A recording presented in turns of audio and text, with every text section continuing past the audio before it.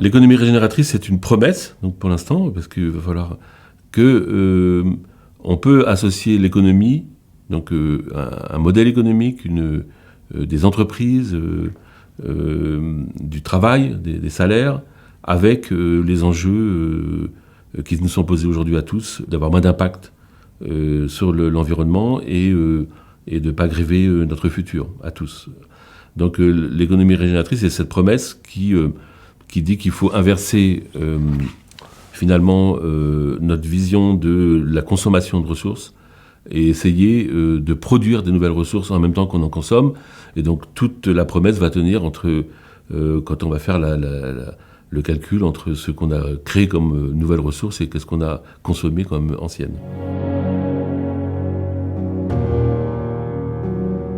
Les tiers-lieux, d'une façon globale, c'est une forme d'espérance que on peut faire effectivement à partir de lieux, à partir de lieux qui peuvent être mis à disposition, comme ici à Césure, ou aussi dans d'autres endroits en France, par une collectivité locale ou un établissement public, comme une gare, comme une ancienne usine désaffectée. C'est un espoir de recréer, de commencer à réfléchir, à créer une autre forme de faire de la politique, de faire de l'intérêt général sur un territoire. Donc d'une façon très générale. Donc il y a dedans des formes d'économie qui peuvent être régénératrices, ou génératives, mais ce sera à travers ses membres, pas forcément à travers l'ensemble du tiers-lieu, comme ici par exemple. Ici, il peut y avoir des membres qui sont impliqués dans une forme d'économie régénérative, pour que l'ensemble du tiers-lieu ou l'ensemble des personnes qui le composent ait, on va dire, une économie régénérative. Il y a encore beaucoup de chemin à faire, et je pense qu'on n'y est pas. Il y a effectivement des tiers-lieux qui sont à but lucratif, ou en tout cas qui rémunèrent du capital ou des grands salaires, et il y a des tiers-lieux qui sont à but non lucratif. Et dans cela que je connais un peu plus et qui m'intéresse plus particulièrement, la question de l'entreprise régénérative et des tiers-lieux qui pourraient être régénératifs, elle est vraiment au centre. C'est-à-dire comment effectivement on peut aller au-delà de la consommation des ressources, tout bêtement, ou de moins de consommation, aller vraiment dans une diversité, on va dire, des approches, que ce soit sur la question de l'alimentation, que ce soit sur la question de la réhabilitation du lieu lui-même, que ce soit sur la question de l'agriculture ou la question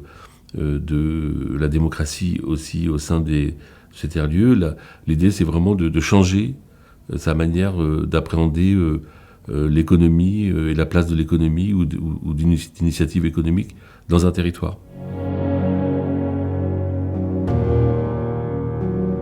Alors l'éducation populaire, c'est une utopie qui est née il y a déjà quelques temps et qui est née même avant l'éducation nationale, si j'ose dire, qui dit une chose simple, c'est que pour faire face aux défis de la société qui est tout le temps en train de bouger, dont les enjeux changent, on le voit bien aujourd'hui, et des fois même s'accélèrent, avec des effets extrêmement néfastes. Si on n'est pas capable de la décrire correctement, si on n'est pas capable de comprendre la nature et l'homme dans la nature fonctionne, si on n'est pas capable de comprendre même les économies, les organisations humaines, c'est-à-dire si on n'est pas capable de faire avancer le champ des connaissances, on ne sait pas de quoi on parle et on ne sait même pas quels sont les problèmes. Donc, première chose, il faut développer et l'éducation populaire, c'est son boulot, donc une forme d'accès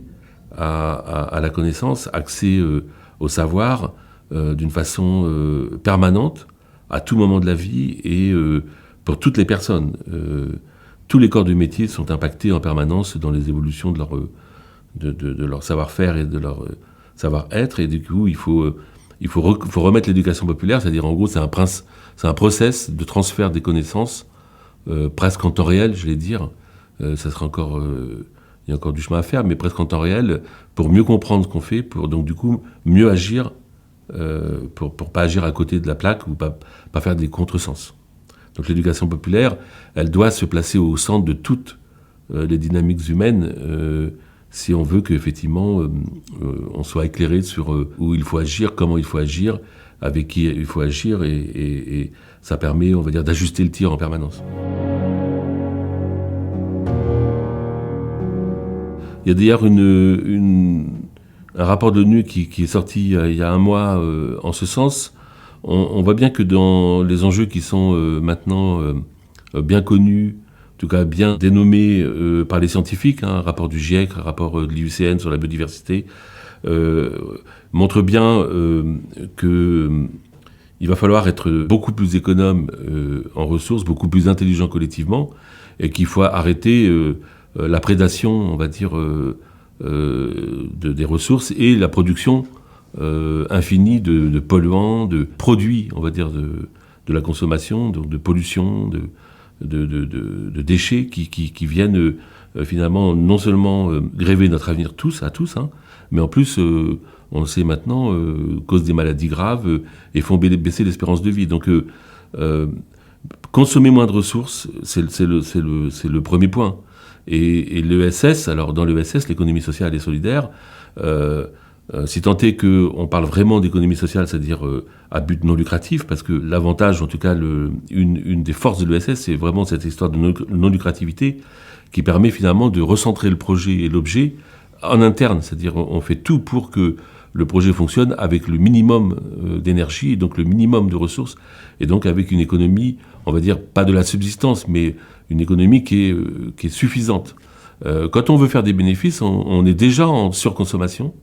de toute façon, pour que des personnes ou certaines personnes soient en consommation de cette surconsommation personnelle, donc vont produire des biens pour s'enrichir ou enrichir une partie des classes sociales qui vont polluer plus et qui vont développer aussi des stratégies pour effectivement ne pas sortir de cette accélération de la consommation. Donc oui, l'économie sociale et solidaire permet, en tout cas, donne un cadre qui permet d'être dans une économie quand même, dire une vraie économie, hein, c'est quand même plus de 10% de l'économie aujourd'hui,